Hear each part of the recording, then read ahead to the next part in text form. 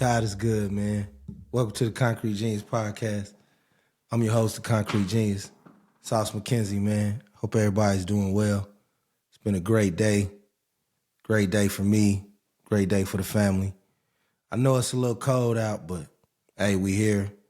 We got a roof over our head, the electricity working, everybody healthy. Got some good football coming up. So we good, man. We good. Me personally, I'm in an amazing mood. You know, my life is one of purpose. I actually responded to a tweet today and I wrote down all the things I do. And I was like, damn.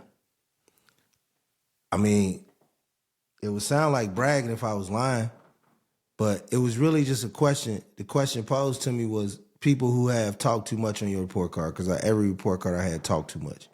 Very smart, but talks too much. But every person, the question was, every person that had talks too much on your report card, what are you doing now? And I just wrote down all the things I was doing. And the first thing I said I was doing now is I'm an author. If you're listening to me, you know, on audio, I have a book. It's called The Game Changer. If you're watching me, obviously you see the book cover. It's about a man conquering a steep climb. He's feeling freedom. He has the moon behind him. It's very symbolic. Arms out and a jubilant, just exhale a celebration. That was the process behind me writing this book, The Game Changer. You can find it on Amazon and Kindle right now. And I made it very, very affordable. I'm not trying to hit your pockets. I really want to get the information out there. It's really a lot of men struggling right now with mental health or understanding their role in life, understanding their plan in life. I wrote this book for you. You may be a woman dealing with a man and you're trying to learn to understand. You can read this too, because this applies to all genders. It's just man specific. But as any intelligent person know, you study not just your gender, but the opposite gender, the opposite sex too. So if you want to know what men think and what we go through, this is a fabulous book to read. If you're going through some of the similar challenges that can be helped by this, it's a fabulous read. Or, last but not least, you can gift it to that special man in your life. It's a fabulous read. Promise me, The Game Changer, it won't let you down. Written by me, Sauce McKenzie, or in this case, my literary name, Coach John Loudon. On the back, you have a little description of the author, which is me. Real good looking picture of me. I hope you can see it. Amazing picture. Amazing detail. And then the finish of the book is just so durable. And you know, you just can't keep your hands off of it. So obviously these are editor's copies, but a lot of people have already bought pictures. I touch on everything. I have several chapters in here. I got a worksheet for you to better yourself, like chapter 1, obviously titled, Find What You Love and Make It a Career. This can help a lot of men, especially if you're in that stagnant space, you got kids, you're not understanding, order my book.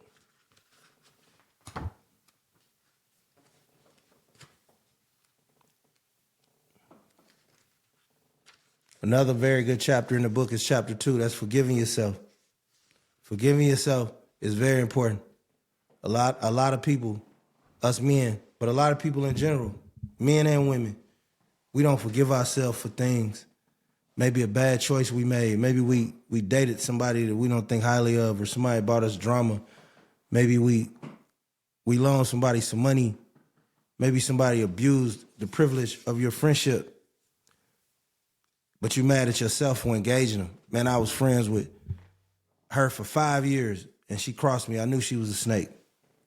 Don't blame yourself. Let it go.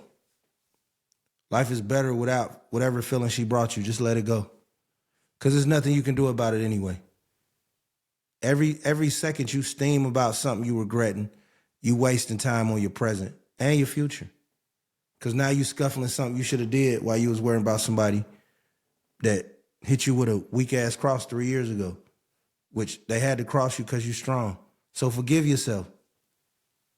Say you're not where you want to be financially. set the discipline up so you won't have to keep forgiving yourself, but forgive yourself. That's what we talk about in The Game Changer. Follow me on all socials and visit my website, concretegeniusmedia.com. I work in education. I mentor young men and women. I coach girls basketball. I put all that down. I'm like, man, that's a lot. But I do it on a day-to-day basis. I run a media company. Sometimes people ask me like, you know, because I've spoken to like managers and other companies and stuff like that. And they always ask me, you know, Sauce, what's your end game, you know? And when I first started getting the question, it was somewhat, these commercials are hilarious when you turn into your parents. But when I first got the question, it was somewhat, it caught me off guard. And rarely do questions catch me off guard. I pride myself since I was a little kid to always be ready for any type of wild question. But it caught me off guard, and it was just like, I don't know, just control of a conglomerate. Like, I look at it like this, right? You can own something that's growing, that's all yours, and ride with the highs and lows of it. And no matter where that thing goes, for one, it's gonna last for eternity, and two, it's mine. So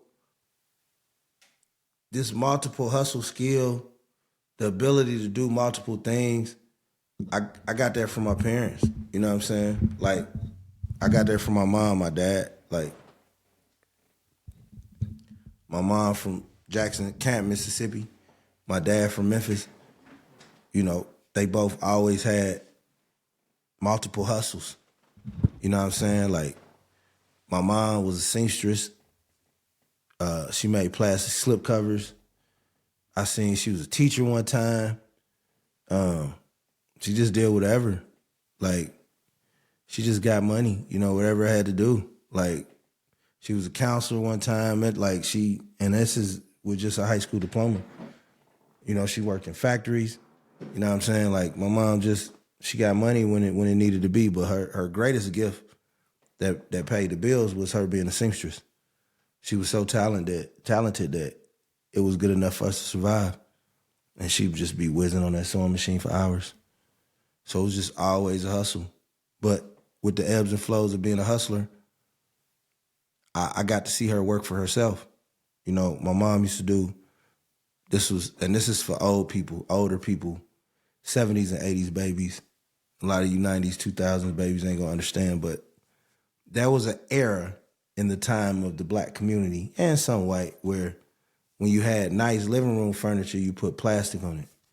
And my mom was a specialist at making that plastic. So she would, you know, and it'd be nice with nice seams on the end, cover it. She would measure it, fit it perfectly.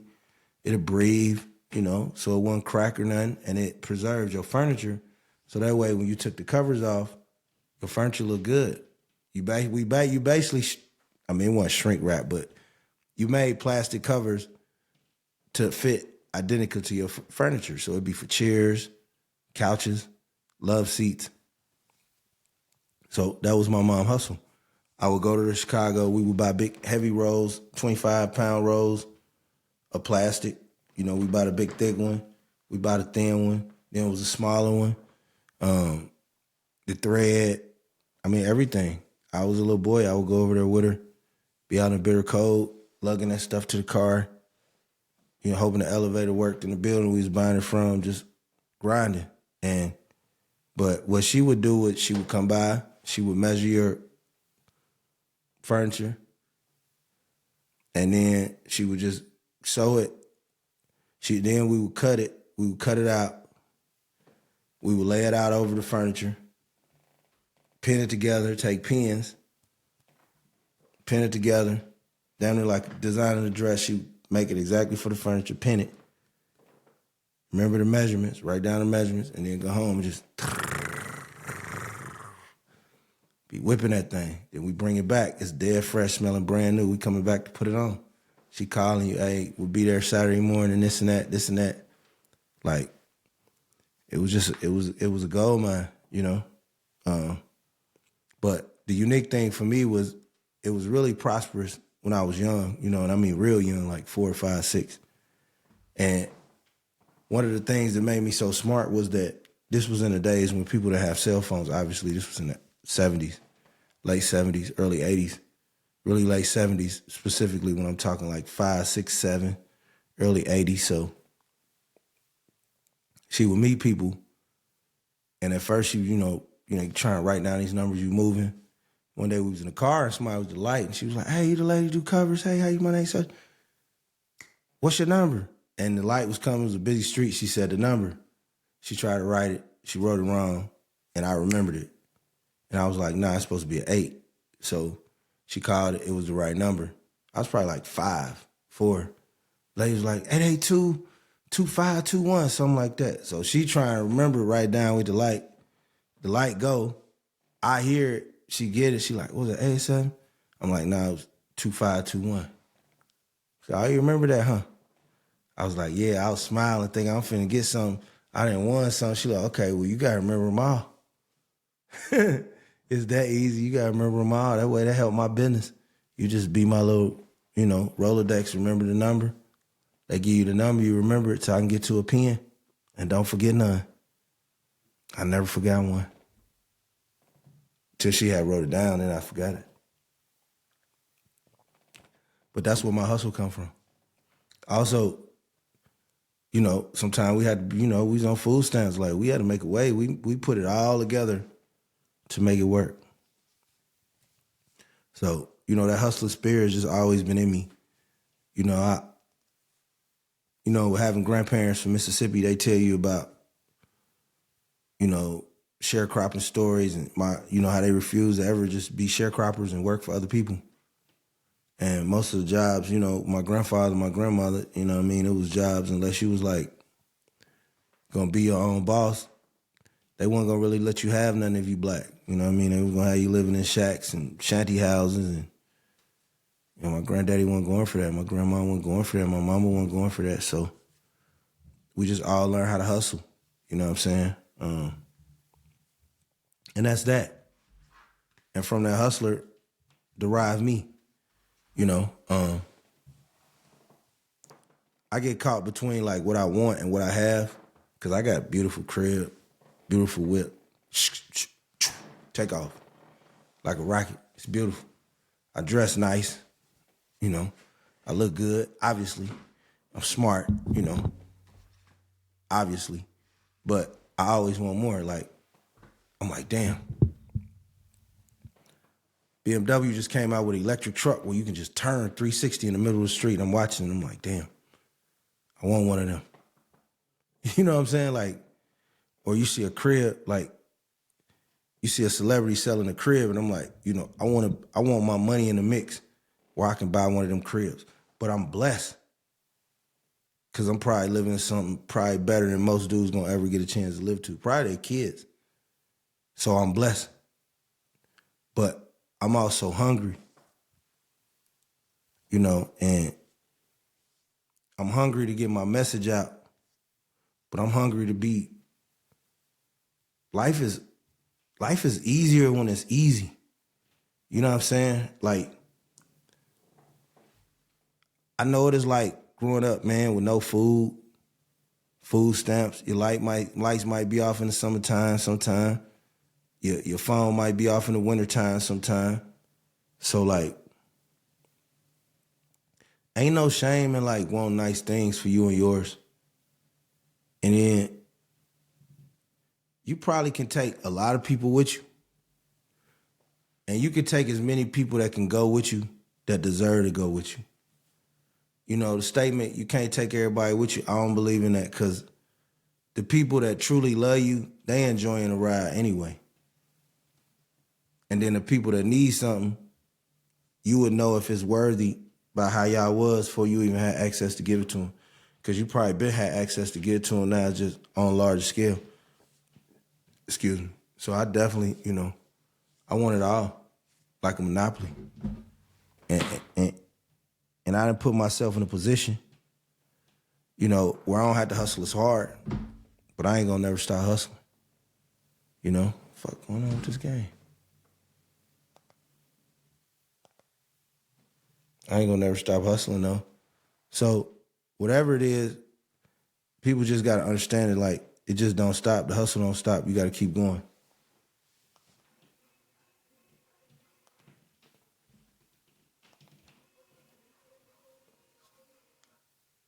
You gotta keep going. But reasons you should buy my book is because obviously you listen to the podcast, so the game is already relatable. My confidence is already relatable. You know who I am. You see who I am. You know, you feel this is a different kind of adult type of podcasting coming through here. I mean, let's be real. Like, most dudes right now, 70s, 80s, 90s dudes, that's supposed to be OGs. Like, we doing the shit that the niggas 15, 16 used to do. Lil Reese and them used to do. Like, niggas in their 40s and 50s screaming at the phone, talking about they gonna shoot a nigga. Bro, you 40-something, 30-something, bro. You look retarded. Listen, bro. I can't speak for other niggas, bro, but I'm just saying, my lane, that's why my lane is so spot specific, because I'm fly enough for the youngsters to know, but I'm mature enough that I won't get caught doing what a lot of them doing. Like, the time I was wild is reserved to the time I was wild. I don't never have to be wild to show you I can be wild. I'm past that. Come on, man, my neighbor's a pilot. Like, why would I be screaming at the phone? Unless you got something, you know, whatever. I just view it differently. But I'm also not, you know, I ain't Morgan Freeman out this motherfucker either, so I'm fly enough and I'm wise enough and I'm hip enough and I'm in shape enough. You can smell it, the fact that, you know, if I had to, I'd romp with a couple of you motherfuckers like ox if I had to, because the magic's still there, but why talk about it? Like, if I got away with some criminal shit in the 90s and the 80s and 2000s, like, unless I'm trying to glorify it or I'm hitting the stroll for views, why would I be talking about that shit? I'd rather talk about being a father, being a coach, having some fun. I might clown some grown idiot, but it still ain't gonna be like, once it get to like where you think it's real, I never put nothing on camera for them folk. Like, I just won't. Like, you know, like, it's niggas that talk shit to me, bro, and I just cut the nigga off, and then I see that nigga and the nigga be scared shitless. You know what I'm saying? Cause like with me, it's real. Like, I ain't no play pretender. I ain't doing this for views. I'm doing this for reach. I want to reach. I want to save somebody. I want to save somebody from darkness. I want to save somebody from frustration. I want to make somebody smile, somebody laugh. I want somebody to feel better about themselves. I want somebody to get past whatever they've already overcome in their head, because they already overcome it because they here. So I'm talking to them people. I'm talking to the mature people that's married or want to get married or want to find love or want to be happy or maybe want to know where to go for vacation. I'm turning 40. I'm turning 50. I do this for them. The ex-gang banging OGs with grandkids and pit bulls. I do this for them. You know what I'm saying? Like, I don't do this. I don't do this for the dudes playing catch up. You might be able to get something from it, but I'm gonna instantly smell it like, oh, you playing catch up. Like, bro, even if you was crazy then and you crazy now, that shit still ain't to me. Like, for me, I'm not, man, I got adult children. You know what I'm saying? What I look like being on here, like, going back and forth with a nigga, you know what I'm saying? Like, that's when I really knew I was popping, because I was getting random weirdos talking shit about me, and I'm talking about these is weirdos. Niggas that would have peed on themselves if they ever were where I was at 11 a.m. You know what I'm saying? So just being more mature, being in my own lane, like being you know, Sauce, Big John, like I'm just a leader, never a follower. You know what I'm saying? Like, a man within a nation, you know what I'm saying? Like, I might fail. I failed, but I ain't never gonna stop. You know, discussing things you regretted is a path to forgiving yourself. Because it's painful. When you made mistakes in life, it's painful. It ain't no easy going. You got to get on your horse and be a big boy. Because you fucked up. Not the people that was affected by it. And that's where a lot of people's, and I'm talking to men, but people, period, women, because y'all do this a lot too, right? If you fuck up and the person that is affected by your fuck up gives you a reaction that hurts you, stop doing half-ass 50-50 apologies. You still fucked up first. And that's what you got to do to really heal from anything. If you go to jail, right, you a man, unless somebody randomly just put a crime on you you didn't do, if you go to jail, it's your fault. Don't blame the way you grew up. Don't blame your mom used to party. Don't blame you had to grow up with your grandma. Don't blame your clothes was too little. Don't say you got kicked out of hair school. Now you couldn't do hair, so you start scamming with your homegirls. If you go to jail, it's your fault. Don't even say such and such got caught and then I got caught, so if it weren't for them, whatever it is, that's where you are. So to prosper after making mistakes is to take accountability. And accountability is rough. Because accountability is meaning that if I had to go back and do it over, the way I did it was exactly wrong. I got to go do it another way now. And that's all accountability is. So it's not really beating yourself up, but it's acknowledging, damn. And it don't have to be nothing that destroyed your life, but it could alter 2 hours of your life. It could be with your child. You could shut the fuck up. You might be like, damn. I had to talk to him or her like that. Maybe, how could I handle it better? So the mistakes and growing up rough is the gift and the curse. Stay with me. Because the gift is you don't like making the same mistake twice. See, making the same mistake twice in the ghetto, oh, you be dead.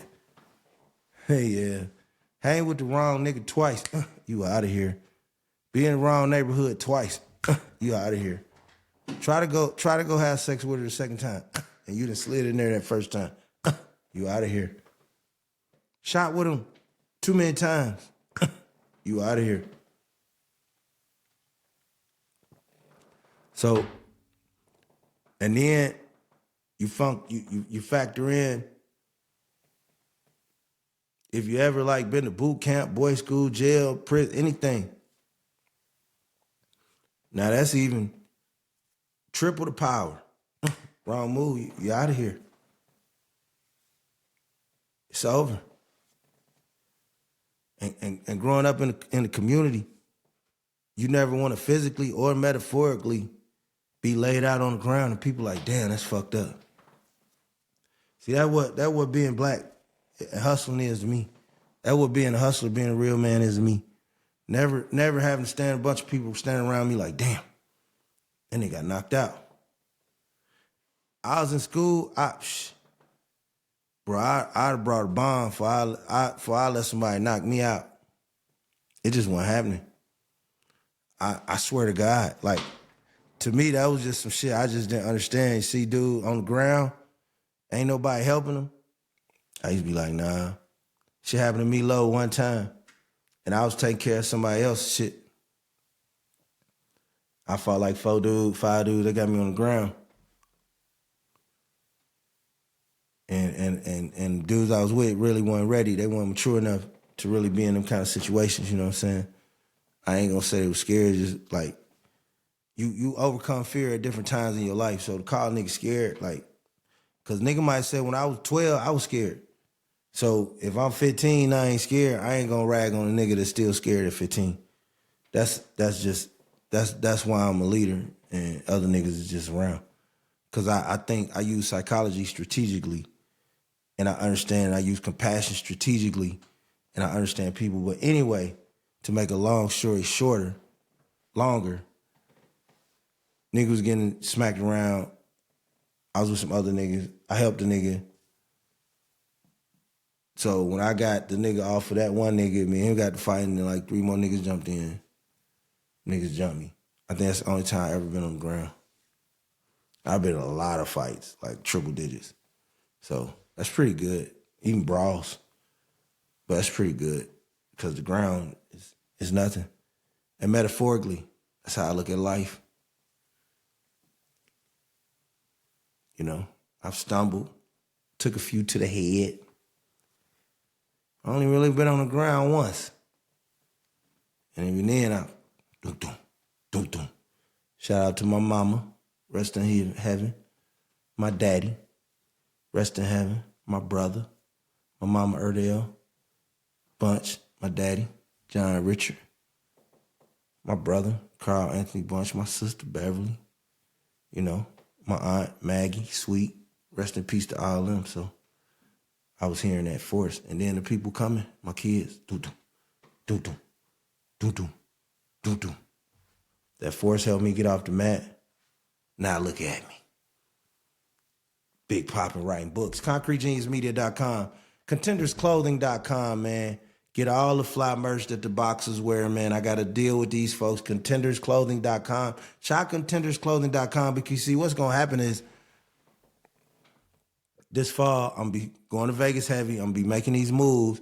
And then something really major going to happen with me, my company, and signing with some big podcast people or either with some big deal in Vegas or my book going to start. My book going to sell like 7 million.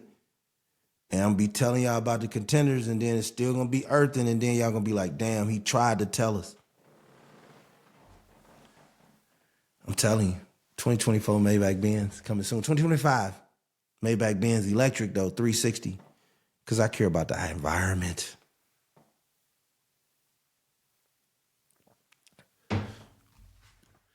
Follow me on YouTube, man. My YouTube views be a little funky. And the thing about YouTube, man, you got to nurture YouTube, bro. You got to damn near baby that motherfucker, man. You know, it's rough.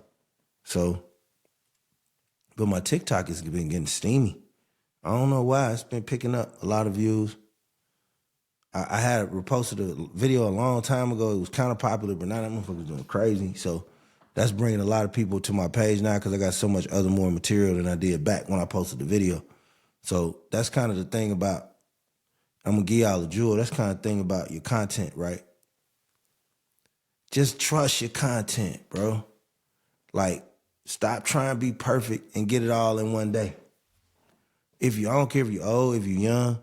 If you old, ask people of different ages how they feel about your content. Because if you putting out enough content, somebody should be coming to you telling you they like it. Somebody you see in your day-to-day life. So what I started doing, I realized, okay, I've been out today. I went to the cleaners, to the barbershop. I went to the gym. And then I went to the cigar bar and the grocery store.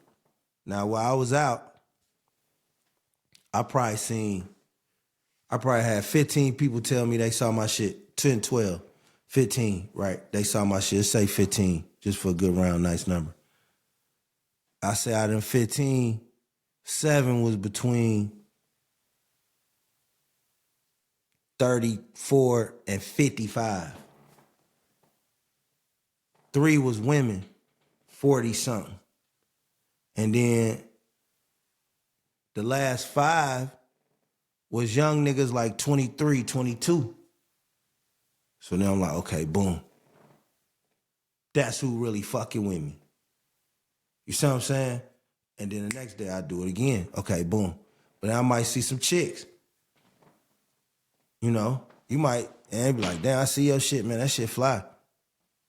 Okay, like, damn, okay, boom. So you just start racking up demographics, and then you just understand it's just you paint with a wide brush. They all mine. I done been in Las Vegas and had a Spanish nigga be like Sauce McKenzie and be laughing at my shit, bro. Translate my shit, bro. Like, I had videos where I used to do where I would put like Spanish versions of them. And them niggas knew me, bro. So I'm like, okay, this shit real. Like, I done been walking around hotels, sitting in bars, been in clubs. I done been walking around and motherfucker like, man, I seen you somewhere before. I done been at the pool at a nice hotel and the motherfucker like, man, are you on the internet? So like, I already know the realness is coming. It's just a matter of stacking quality content. So that's why I say, if you getting that and you getting that verbal confirmation that you're doing good, don't worry about who ain't supporting you. Just keep doing good. But trust what you do. If you really, really do this shit, this internet shit, you really gotta do it for you. You might have something you put up, bro. You might think, man, this shit it ain't jerking like it should, right? But it's still there. It might come back and sizzle 7 months later. You just gotta believe in you. It's just like a jump shot, bro. If I'm shooting jumpers, bro, and I'm Kyrie go 0 for 9, oh, you better believe he putting up 27 shots next time. He gonna have to go 0 for 27. Excuse me. And that's just how you gotta be with your content. Just stay downhill, stay aggressive. You know? We here, man. CJ Stroud.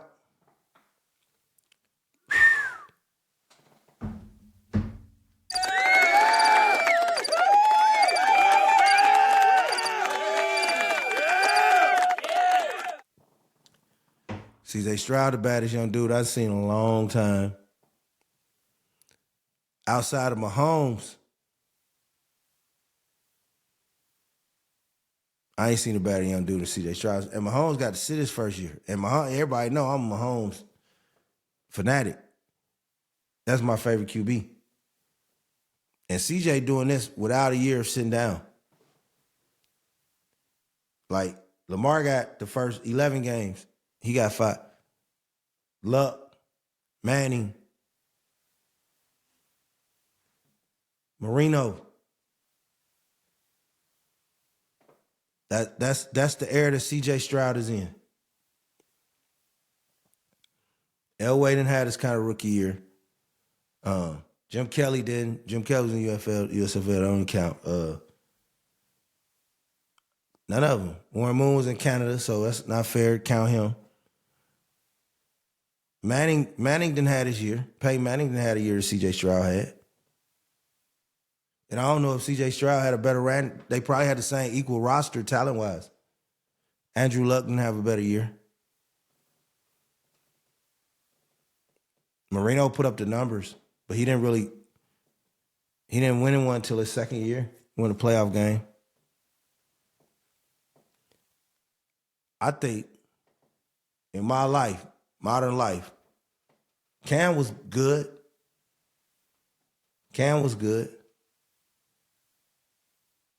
I don't know, Cam didn't do what CJ did, though.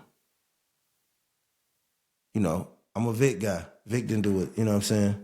And you take somebody like Cordell Stewart wasn't nowhere near the talent. He was on the Steelers. I'm, in my lifetime, and I've been watching football since probably 1981. In my lifetime,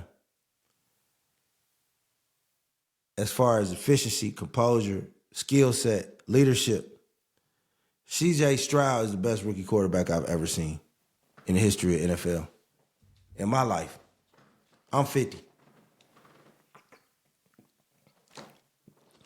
I used to root for Vince Evans in Chicago. That's how old I am. So, you know what I'm saying? Like, I go way, way, way back. You know what I'm saying? So, I remember when Doug Williams won his first Super Bowl. So, like, Warren Moon was my favorite. Randall Cunningham was my favorite growing up. You know what I'm saying? So, I've been watching black quarterbacks my whole life. I've been watching great quarterbacks. I was a Dan Fouts stan growing up. I loved the Chargers, Dan Fouts, Charlie Joyner, Kellen Winslow, like Chuck Muncie. Like that was my squad. Like I knew football. I knew the Lester Haynes. I knew the Raiders. I knew Tim Brown. Like I love football. You know, Marcus Allen, the reverse, USC, Marcus Allen, just special. You know, I knew football. I started learning conferences early, divisions early, players early. I remember when Neil Nomax was with the St. Louis Cardinals, I always wondered why the Cardinals was in the NFC East. You know, I go far back. You know what I mean? Vince Evans,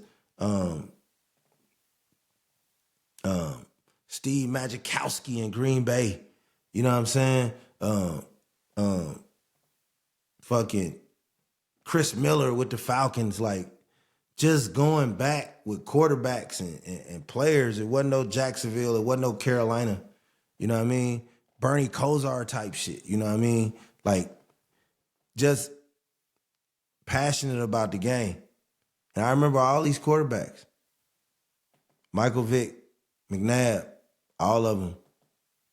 I've been around the game a long time. I watched it a long time. C.J. Stroud is the best rookie quarterback I've ever seen.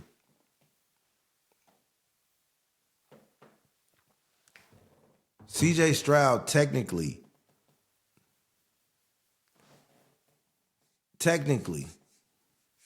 should be MVP of the league. MVP is you got to earn it from us award. We got to get to know you better. And then we decide when it's time for you to win it. But he's on track. By his second, third year, he'll win it. That's like Mahomes. Mahomes sat a year, came a year, played. Next year, they had to give it to him. Next year, they're going to have to give it to CJ. Texans go 12-5 next year, run away with the division. CJ got 5,000, 30-something TDs. Like, they're going to have to give it to him. So it's the same effect. I'm excited to watch him.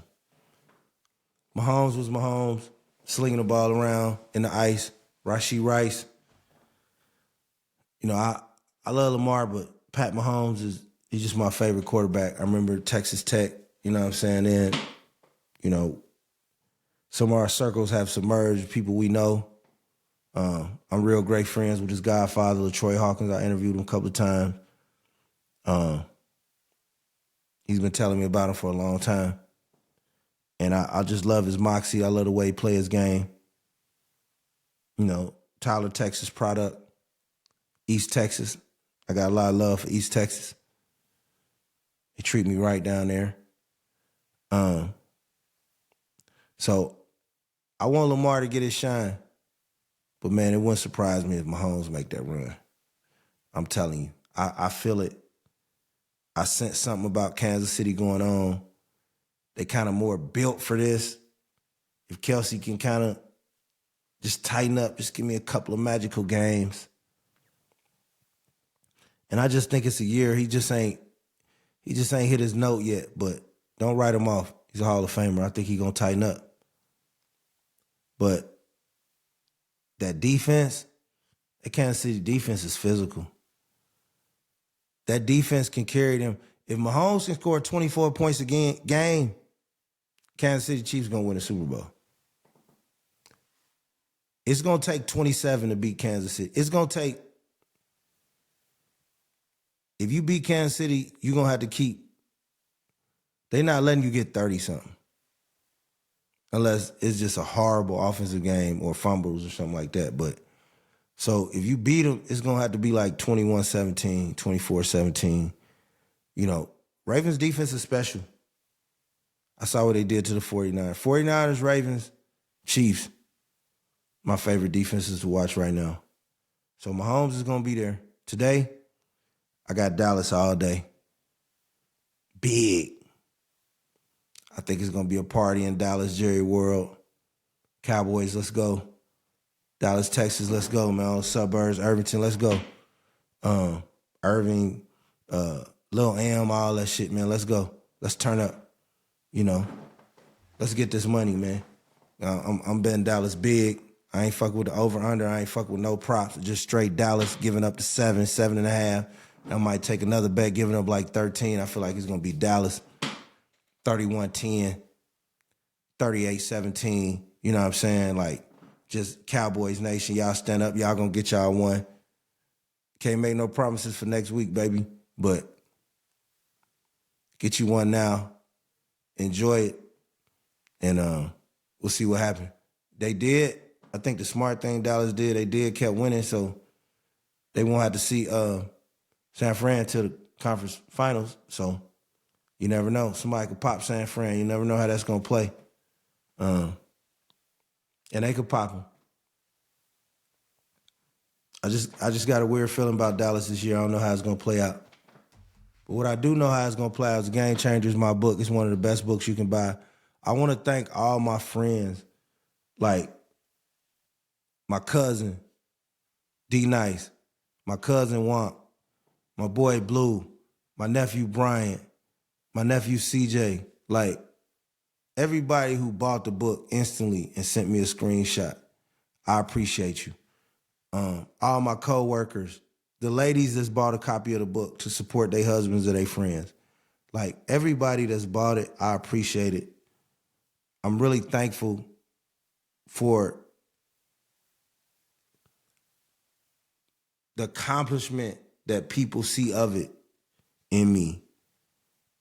I don't know if it's because I'm humble or because I'm obsessed with having it all, but sometimes I never celebrate me. But when I started showing this to people, and I showed it to a coworker, sister, and she like, I'm like, yeah, I want to show you something I wrote in my book. I mean, her just cool, like we speak, she like, nigga, you better start smiling, nigga, this is amazing. You a black man working with a school, mentoring black kids, and you writing books? Give me that book. I'm finna order 5 of them. I'm like, wow. And it just kept going from there. So thank you for those supporting me. Everybody listening or watching, please go to Amazon.com, type in the Game Changer, Coach.Loud, and get your book. 8 tips for men to find peace. It's worksheets. It's well written. It's real thought. The thoughts are actually mine. They all mine. And I look forward to helping you or helping somebody you know. ConcreteGeniusMedia.com, man. This is the best of the best. We don't miss. Visit my website, wedon'tmiss.org. Visit my other website, ConcreteGeniusMedia.com. Follow me on TikTok. I'm going to make sure I got the right TikTok. I'm tired of playing with y'all. Follow me on TikTok. Concrete Genius Pod on TikTok. That's my TikTok. Follow me on YouTube. Concrete Genius Pod on YouTube. That's my YouTube. IG, Concrete Genius Pod.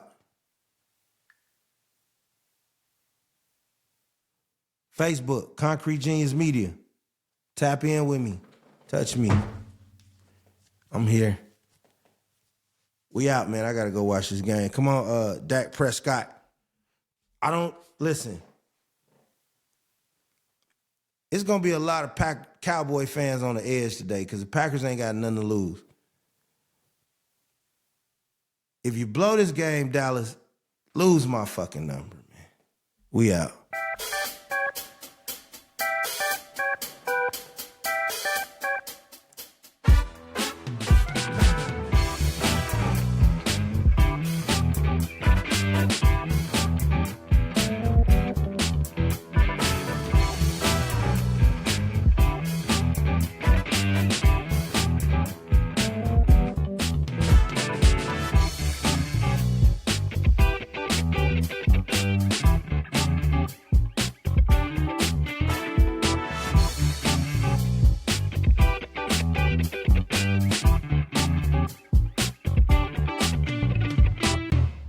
God bless you, man.